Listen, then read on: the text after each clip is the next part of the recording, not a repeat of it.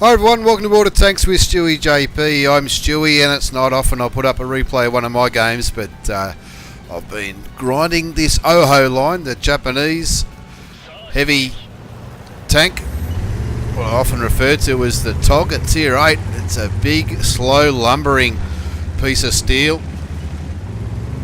which often gets unwanted attention from artillery. At least when I'm playing it, I can't stand it when the arty keeps shooting at me, but in this game there's no artillery whatsoever. We're on Miravanka. XVM hasn't given us the best chance to win, which is probably because I'm in the team. And I'm going to go down to where the heavies often go on this map, which is the 1-2 line, and try and dish out a bit of damage for my team. I've got a few people coming with me. I've got the T20, the T29, the Tiger 1 and the top tier T32 American heavy tank, all coming with me for a little bit of moral support. The Spic doing a little bit of spotting early, and we've also got the Pershing and the VK3001P doing, looks like they're going to do a bit of chai sniping from the 1-2 line. Fire that shot clutch, but it managed to go into the side of the IS-3, and the IS-3, as I'm coming down here, this is the tank I want to get rid of. Lucky enough to bounce the first shot from the IS-3. Now the OHO can be a tricky tank to penetrate if you're in an enemy tank. Fire a shot there just to see what kind of things there are demolishable, and to be able to get some clearer shots and see which way that IS-3 is sitting. Now at that angle I'm not going to damage that IS-3, but if he pulls out enough, I should be able to get a shot into his lower plate. Now I've tracked him. Now I'm going to track him again. You can see the track's fallen off there in the shadow, but it looks like he's fixed it this time. So we know that he's used his repair kit, or we think he's used his repair kit. Should have just held back for 1 or 2 more seconds and I would have got a nice shot on the arse of that IS-3. But look at the mini-map. It looks like a hell of a lot of enemy tanks are coming this way. Now, even though I'm a top tier heavy, I don't want to be surrounded by these mediums. All these mediums, including the tier 6 mediums, can easily penetrate me if they get my sides. I bounced another shot. Now in the replays, there's, I think that shell went in. I'm not entirely sure because the tank was unspotted, the IS-3. But our team doing a very good job in the Magic Forest. Just putting a few blind shots into that IS-3. Keep him honest, he is on pretty low health.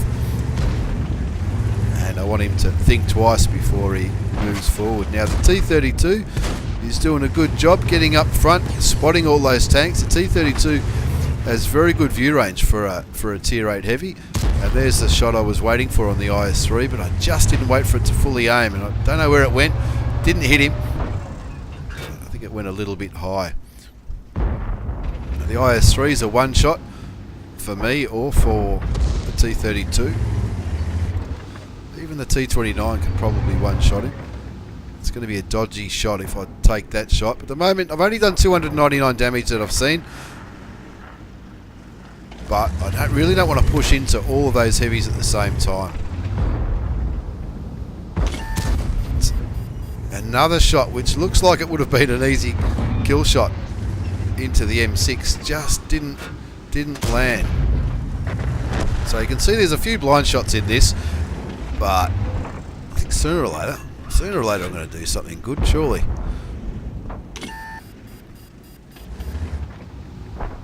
Now looking at the mini-map, we're comfortably winning that Magic Forest line. Again, shooting a miss in the IS-3. But I don't want to finally get another shot doing another 359 damage into the IS-6. M6 gets taken out. And I'm looking at the turret of that IS-6. That was just a silly shot. But we're going to start cleaning up very, very soon.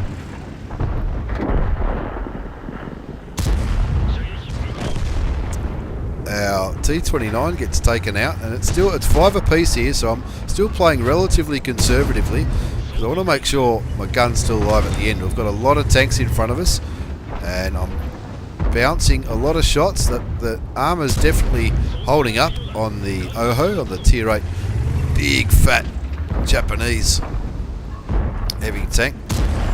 Put in a tracking shot which does damage into the IS-6. At the same time I bounce another shot. This is this is all going towards the steel wall. Going for the tracking shot on the T28. I bounce a shot from his gun. Now it looks like the IS-6 is persisting with trying to hurt me. Finally tracked that T28. And it looks like the T28's given up trying to do damage to the big Japanese heavy, and he's focusing on the T32. I bounce another shot and put another shell into that T28. I can afford to take a hit from him, but the T32 does the right thing and gets rid of the Tier 8 American tank destroyer. And now with those tanks out of the way, the only tanks that are back further is the T29 and the Persian, which I've been comfortably bouncing all game. Get rid of the KV-85, and now plenty of people are coming to help me. I put another shell of damage into the IS-6. Looks like the T-32's just fired and either missed or bounced him, but I'll take the kill, thank you very much. I picked up 2 kills, 2,819 damage, and now our team are actually ahead. It wasn't looking too good for a while, but getting back into cover. This T-29, even though that shot bounced earlier on, he was putting reliable shots into me. Pershing sniping at the back is getting a little bit of attention from my team. Unlucky not to do any damage into the T-29, but the T-29 shoots. I know I can beat his reload. And another 323 damage and a tracking shot into the Tier 7 American heavy tank. Now we want to go to town on him, get rid of him. Do the same again. Unfortunately, our OI and T20 get killed by this T20. I'll go back to help with him, but the T29 does its job. Waiting for my gun to turn. Put another shot into that T29. Brings him down to a 1 shot. You can see I've picked up nearly 4,000 damage now.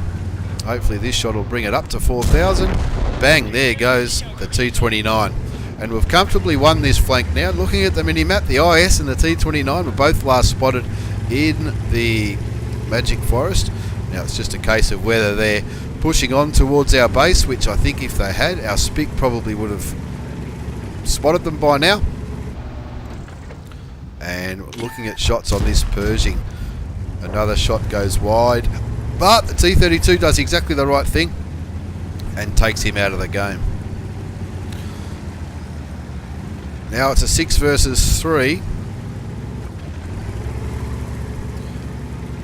The T-32 calling for the light tank to do a bit of scouting. I think the light tank's probably not doing a bad job where he is, making sure the IS and the T-29 don't try and cap us out. There's nothing worse in a situation like this where you're winning 6 tanks to 3, where those 3 tanks cap you out, you know, if you're stuck up the other end of the map. But now I've looked around at our other tanks. The T-32's on pretty low health. I'm not. I'm still on full health, or I was on full health before. I'm the closest to full health anyway, so I think this is where the weakness of this tank comes into play. I've gone into the open to try and spot for my teammates. Found the IS, put a shot into that IS. We want to get rid of that IS, but I'm also getting shot from that direction by the T-29. So I'm just going to push into this IS. I can afford to take a few more shots, and I do take another shot from the T-29. I should have held my fire then and waited till I could see the IS. I would have had a nice clean side shot on him. But with only 170 hit points of health left, unlucky to bounce that shot, but the SPIC gets rid of him, which does us all a great favour. You can see I've done 4,697 damage, and I've just seen the T-29, which has allowed me to get another 351 hit points of damage, bringing my damage count up to over 5,000, which is pretty good for me at any tier, let alone at tier 8. Looking for another shot of the T-29. The first shot bounces. Don't really need to get any closer because I'm down to 170 hit points. In hindsight, the push might not have been the best idea, but take a blind shot, and the blind shot takes out the T-29 to confirm the win and give me my first ace tanker in the OHO, the tier 8 big lumbering TOG 2 of a tank at tier 8. Japanese heavy tank, the OHO, the ace tanker, also got the Bruiser medal for doing some crew and module damage. Duelist for killing 2 enemy vehicles that did damage to my tank. Fighter, fire for effect, and shell proof, having the total damaged blocked by armor exceeding the hit points of my vehicle. Cool headed for getting 10 or more ricochets and non-penetrating shots in a row from enemy tanks. Of course, I got the steel wall and the high caliber. Plenty of tanks damaged and spotted, even spotted, damaged and destroyed on this side of the post-game battle results. And you can see I picked up 5,652 hit points of damage with a base experience score of 1573, which is pretty good for a noob like me. Fired 42 shots, 28 hit. There were some blind shots in there. That's why there's 14 shots that sort of went nowhere. And there was a few shots in the dirt as well. Only 18 did damage, but that was enough for an ace tanker.